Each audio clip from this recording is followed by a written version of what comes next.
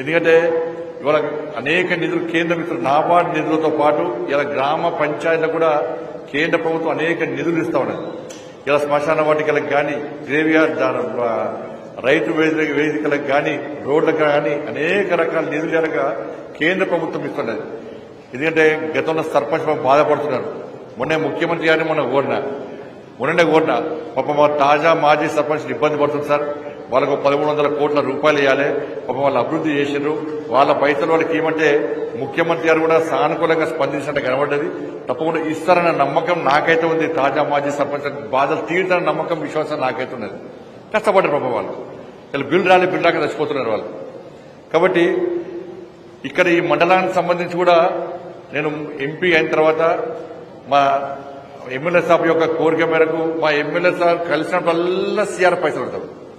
ముడదానికేమో ఆ గన్నేరువరం బేగంపేట రోడ్ అయిపోయింది. ఇక రోడ్ చేసినాక మళ్ళీ ఇప్పుడేం స్టార్ట్ చేసిండు. ఇప్పుడు గన్నేరువరం ఆ డ్యాంలోకి వెళ్ళి బ్రిడ్జ్ కట్టాలట. పొద్దున్నే ఎప్పుడన్నా మీటింగ్లో కలిస్తే అన్న బ్రిడ్జ్ అవుతుందా, చేయించావా? ఇప్పుడు రాంగా కారు దిగిన వెంటనే బ్రిడ్జ్ అవుతుందా కాదా? మళ్ళా నేను ఆ బ్రిడ్జ్కి పేరు నీ పేరే పెడతాను అని చెప్పినా. కాబట్టి తప్పకుండా అందరం ఇక వేదిక భాను ప్రసాదరావు గారు కానీ వారు కూడా చాలా సబ్జెక్టు చాలా అవగాహన వ్యక్తి, సమస్యల మీద అవగాహన వ్యక్తి, అనేక విషయాల్లో ఎప్పటికప్పుడు స్పందించేటువంటి భాను ప్రసాదరావు గారు. శ్రీకాంత్ రెడ్డి గారు ఫస్ట్ నుంచి ఒక ఫైటర్. తెలుగు గతంలో టీడీపీలో ఉన్నప్పుడు కూడా టీఆర్ఎస్ లో ఉన్నప్పుడు కూడా అనేక సమస్యలతో ఫైట్ చేసిన వ్యక్తి. తెలంగాణ ఉద్యమంలో కూడా చురుకైన పాత్ర పోషించిన వ్యక్తి. ఇక మా శరత్ రావు గారు ఫస్ట్ మావోడే. ఇప్పుడు దానిలో వేనా కూడా ఎప్పుడు మాత్రం ఉంటుండే. అప్పుడు ఎప్పటి కాదు, అప్పుడు చెప్తే పాత ఎమ్మెల్యే లొల్లు పెడతాడు. అప్పుడు బీఆర్ఎస్ పార్టీలో ఉన్న కూడా మా వాళ్ళకు కొంచెం సాయం చేస్తుండే పాప. అప్పుడు చేస్తే పాలకెళ్ళి పక్క పెడతాడు. అందుకే అప్పుడు ఇప్పుడు చెప్తాడు నేను. కాబట్టి ఎవరేమైనా అన్న మీరు అనుకోకుండా మేము కొట్లాడుకోము, అట్లా మీ ముందు నటించుకుంటారు అంతే, ఏం కొట్లాడుకోరు. మీరు అనుకుంటారు రాసుకుంటే ఏముండదన్న అన్న. ఎక్కువ కొట్లాడు, ఎక్కువ కళ్ళమోషము, స్వార్థం ఉంటే ఆరోగ్యం ఖరాబ్ అవుతుంది. అనారోగ్యానికి గురవుతాం మనం. పొలైట్గా ఎన్నికలప్పుడు మాత్రమే విమర్శలు చేసుకోవాలి, తిట్టుకోవద్దు, విమర్శలు చేసుకోవాలి.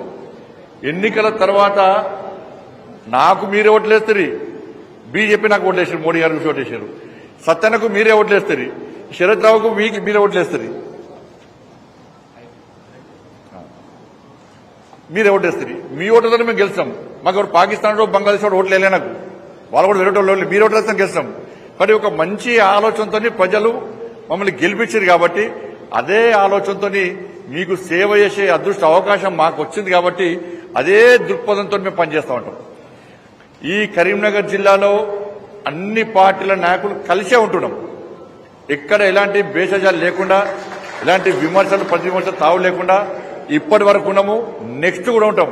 ఏమైనా విమర్శలు ఉంటే బయట చూసుకుంటాం. ఇక ఇవాళ తెలంగాణ రాష్ట్రంలో ఎక్కడ మీటింగ్లు పెట్టుకున్నా కొట్టుకునే పరిస్థితి వచ్చింది. సమావేశాలు, సర్వసభ సమావేశాలు వస్తే కొట్టుకునే పరిస్థితి వచ్చింది. కానీ కరీంనగర్ జిల్లాలో మాత్రం అన్ని రాజకీయ పార్టీ నాయకులు కలిసి ఉండి ప్రజా సమస్యల పట్ల, ప్రజా సమస్యల పరిష్కారం పట్ల ఒక మంచి విశాల హృదయంతో, ఒక మంచి దృక్పథంతో, ఇవాళ సేవా దృక్పథంతో అందరం నాయకులం కలిసి ఉంటున్నాం. కాబట్టి ఇవాళ కరీంనగర్ జిల్లా ప్రజలు ప్రశాంతంగా ఉన్నారు. అభివృద్ధి కూడా ఆ స్థాయిలో జరుగుతున్నది. ఎందుకంటే అందరూ కలిసి ఉన్నాం కాబట్టి రాబోయే రోజుల్లో కూడా అందరం కలిసి ఉంటాం. ఇటు కేంద్ర ప్రభుత్వ నిధులు కానీ, ఇటు రాష్ట్ర ప్రభుత్వ నిధులు కానీ, అన్ని రకాల నిధులు తీసుకొచ్చి అందరం కూడా కలిసి మీ సమస్యలను గుర్తించడం, మీ సమస్యలను ప్రభుత్వం దృష్టి తీసుకురావడం, ఆ సమస్యల పరిష్కారం కోసం అందరం కలిసికట్టుగా కృషి చేస్తామని చెప్పి అందరికీ విజ్ఞప్తి చేస్తూ